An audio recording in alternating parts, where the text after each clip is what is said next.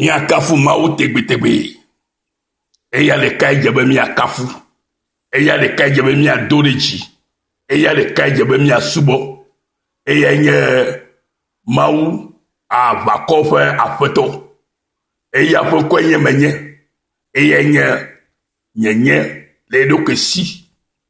Eya wanu le doke si. Me bia daunde de chua Amerike gbo. Me bia be amede ne kpere ki afia wonu sike ye do be ya wo o. Enye mawu le do kwesi. Onye mawu kenye nwuse katato. No vi lolo o. Emunyere ga kena nyekli o. Le mawu ga nwuse katato ya. We ameta kokote. Ye na be nyekli mi ga fore agbagbe odome. Bubu kwe kafu. Ye mi achona mi afeto Yesu Kristo. Be nyabe eletoji. Be egbe ha. Nyanyo sikecho. Nyanyo nglola. Alo nyanyo pe gbefa de lagbo. Kenye afeto Yesu Kristo. E uhata to ye fe egbe takpolaji. Na ye fe duko lolo tola. Meto ya melegbe dona mi adometo de siede. Le egbe ha fe nkekenyo yame. Le miafe tokle miafe de la. Yesu Kristo fe nkwaji. Novi. Ma ube ma degbe ya sino. Ma ule boklono be yenye ma uga. Ke dongbele wagbenti be ya deo. Ke dongbele wagbenti be ya khona. Ela be yenye khona meto. Yenye de la. Ke dongbele wagbenti be ya yodo. Ela be yenye doyola. Ke dongbele wagbenti be ya wonukulu la gbome. Ela be yenye nukunu wola. Ke dongbele wagbenti be na ya ojesi le muhe na nyue. Ela be ye wajesi la muhe na nyue. Ke gblono be na de fe ngbedodo me la ya kpota o. Eye ya wavana o. Eye avane ke ma nye to o. Ye to ke de o la. Ke ye de o la. Ye la kpo esio katagona o. Ye wavakla mesio la va wonkple o la. Eye ya na jidi du popo o. Eye ta afeto ato ye fe nyagbodi la jinde ya. Le gafofo ya me. Bena na sebe. Ma ubrobe. Ye de ou. Alo le me kwa vagbo hane ou la. Ele gogolobe ye ma uga. Ya de ou. De la ou nyeta va ye bo egbe ya. Le Yesu Kristo nkome. Afeto afe nya ye probe. Na ne kemekpe na ye akpa ou. Afeto le kudoji na nye kule egbebe. Na ne kemekpe na ye akpa ou. Alo na ne ke me uwo na yi ou. O ya cho wagbene ko. Ne na kpole ke ye watro wagbefe nonomeda. O ya cho do ke brede fasime ko. Ne na kpole ke ye wawo nukunu do la gbomeda. E la bena e ya nye nukunu wola. Eya ye don gbe me dana jikpo gbede o. Ela be me nya megbeto vi o nyebe. Wa tro efe nya o. Eye me nye amegbeto o nyebe wa dale fe ngbedodo ji o. E don gbe me ya de o. Ya khona o. Ya nujina o. Ya yira o. Ya kpota o. La gbe yigba ji. Eye pere un la agbe ma vola su nye kle aussi. Le yame, ela be ye chwe nami, ye chwe vanami, ye chwe koko vanami, e ya tayi, o le poplono o le ngafufo ya mena, ye mauke la deo, ye le poplono be la di, na ne ke mekbe, na ye mau akpa o. Eseme ya, egbe si kere di no le egbe kwenke kiame ya, ela ba feto a don gbe be ya wonde la gbome. Elle est comme moi. Elle voulait na wa. Et y a ta gbale pelu jino bena. Na yabe na neke. Mekbe wu o na yi o. Et y a ta yi. Nemi yire Yeremia fa gbale tabla tovo eveme. Buku we adrema. Afima mi ahlele bena. Oh, afeto maou. Ejidu lagan. Ou echo ou mousegan. Ple ou alosi lejila. Ou jifo ple anigba. Nane kemekpe na ou akpa ou. Nane kemekpe na ou akpa ou. Ou maougan. Jidu lagan. Kecho ou mousegama. Ple ou alosi lejila. Ou jifo ple anigba la. Nane kemekpe na ou akpa ou. Novi ate bulena doko le kapopo ya mea. Bulena doko bere maugan muse katatoi ejidu lagan menye be o sike wo jifokla yibala na le kemekpe wo na u akpa o eyata mo kwai sebe nusi o gbogbo nusi o wo chocho na nye amegbetola ele bobole na o yabe na we nam bulonya ya zinana ke dibe ya bulwe akpo mo pe musefe do la gbome tete afeto mawu jiru la ka fe gbe vanam bena bora nyenye afeto unti la okata fe mawu de ma doko na ne ya Robe afeto ma dokpe na ne kou. Gaguleke afeto nye. Mawu jidu lagan.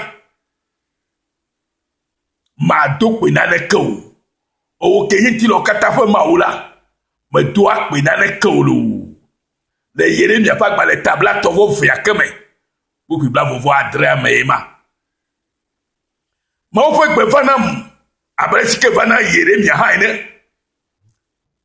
E fare Yeremia le ye fa Yeremia fa ngoli egbela ma o fa gbele va fane mi o ha abe fa gbe takola o ne na ye fa duko gbe to awo e lo gogo bele tete afeto mawu jidu la ka fa gbe vana mbena ora enye afeto le do ko defia be makora enye afeto enye be ye ya feto anovinye nenye be ye ya feto sika onyela ye nye tore kamale tenu la ele gbogbo be ye nye ti lo katan fe mawula enti la ye nenye o ha ewo hala ye nye mi o katan fe mawula ye wo hike katan la jifo kla nyigba fe be lu to mo no katan la na ne kama wo ne akpa ola na ne ke ha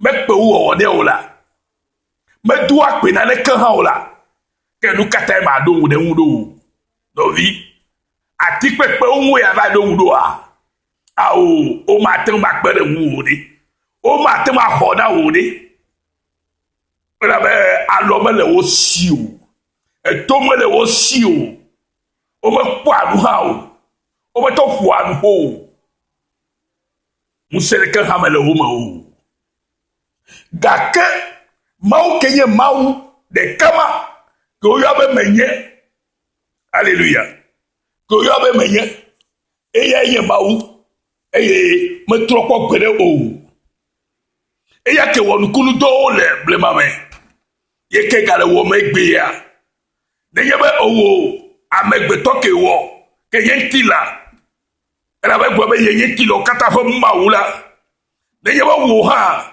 e se kale ji be me e yo trefa gbedu anyi de ta e ye gbe la itozi mawvila to aside e ta oji de gapopo ya me ne na gbo le ma obena mo se me na me du akpe na ne ke o e ya ta dem le ye ha me e ya ta dem le ye dolele me e ya ta dem le ye fupepe me eyata dem le nye hahao me le nye ayadudu me le nye chakachaka me le nye gbegble me ne na wo manye to alebe mgbedodo sikenye tonyela ne wa su asinyele feyame le Yesu Kristo fe komme le Yesu Kristo ƒe ŋkɔa le Yesu Kristo ƒe ŋkɔa ta nɔvinye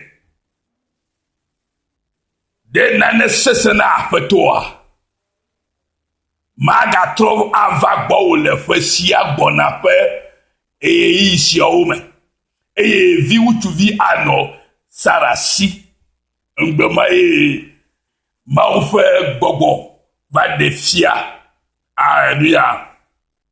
Mia fofo Abraham edoe ne ya ye wɔ eva me ne ya ma ne ya ma kple srɔ̃a Sara ke wò ɖi ekawo do ɖe wò agbe ŋu wò le be yawo ye do ŋgbe ɖe wò agbe ŋu va ya eye wò le ya le me va gena wò nɔvi nye le gbe ma se ma bon eɖewo le akpɔgbɔ be na nyui ɖe be wodo ŋgbe ɖe va agbe ŋu eye nanɔ kpɔ mɔ na ŋgbedodoa elabe ma da o eya ta ye Yesu yi dzi gblɔ bena aƒetɔ Yesu kpɔ wo du kpɔ wo ƒe ŋkume du eye wògblɔ na wo be amegbetɔwo gbɔ la manya wɔ be woawɔ esia o ke Mawu ya te ŋu Mawu ya te ŋu wɔa enu sia nu Mateo ƒe agbalẽ eta 19:20 me.